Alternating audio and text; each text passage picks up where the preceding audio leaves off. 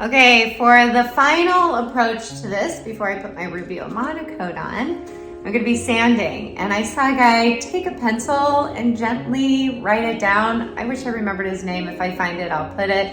And so when he went to sand, he could see where he was, because you can always check it out, but you're not really sure if you did it. I want as much consistency in the surface as possible. So final approach, yay! Making my outline for my sanding, and then I go and apply my sanding work, making it nice and smooth, and of course my little tools. After sanding, I wipe it down and then I vacuum it. This is Rubio's wood cleaner, the Rubio Monocoat Raw Wood Cleaner. They recommend using it and not mineral spirits, but I've seen other people use mineral spirits and it seems to work just fine. I would just proceed as you wish. I clean this surface and allow it to fully dry. The surface is about 15 minutes to do. I did some errands and came back to it after a little while. This is what it looks like, nice and clean. This is the underside, and I did the exact treatment of cleaning it as I did the top.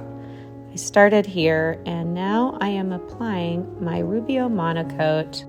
Again, you're going to want to talk to Rubio themselves, read the directions, see how quickly you want to work. But for me, I put it down, let it absorb, and spread it out quickly while I'm also rubbing it into the surface. Now, my surface underneath the table was less finely sanded as the top of my table, so it drank up more of this finish than did the top side of this table, which was more finely sanded.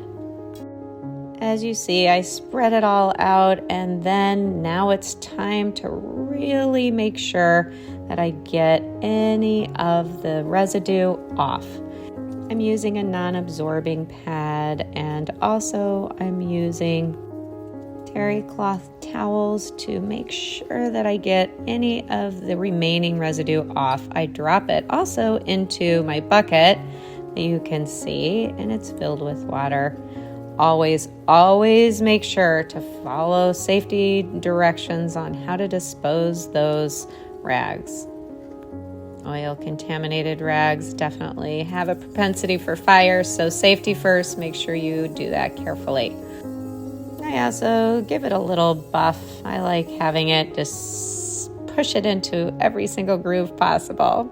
Rubio says you can't wipe it off too much, but you can leave a residue on too much, and you definitely don't want it to be tacky. Yep, there's my bucket full of water. And of course, my little supply of tools along the way. And let's look at the top of my table. I'm putting it on again, and as I'm starting to spread it around, it is definitely not absorbing as quickly as the underside because, as mentioned before, this is more finely sanded. I went to a 150. You just don't want to go above that because it can close off the pores. A little bit of the monocoat goes a long way, and you can see I have quite an abundance of it, but I spread it out.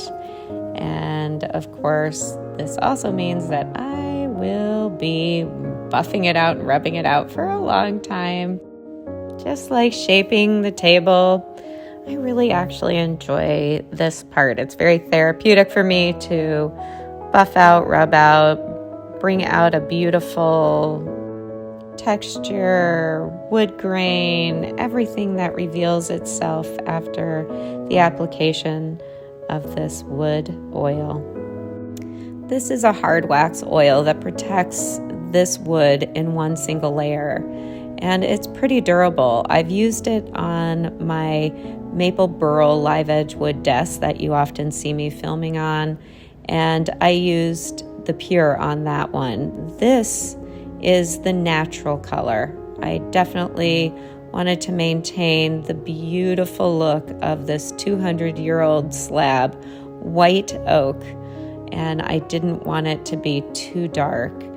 The oil really just brings out the natural wood color. This gave it kind of a lighter tint to it. It's not a color, but more like a tint. and I was super happy that I used the natural color on this one. And the base of this is linseed oil. It's pretty fast curing and it's pretty dry in about 2 days, so I just let it sit for 3. Thanks so much for joining me on the final application of this table. Upcoming will be how I put the legs in. Wishing you happy live edge creations.